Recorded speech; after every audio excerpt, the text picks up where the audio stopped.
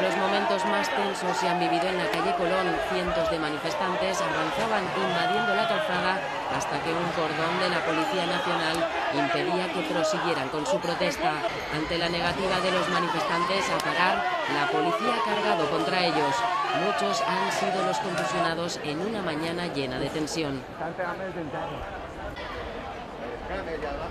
Algunos supermercados han tenido que cerrar la puerta ante la presencia de los manifestantes que coreaban gritos como esquiroles al ver que permanecían abiertos. La policía ha intervenido para que el supermercado pudiera proseguir con su jornada laboral.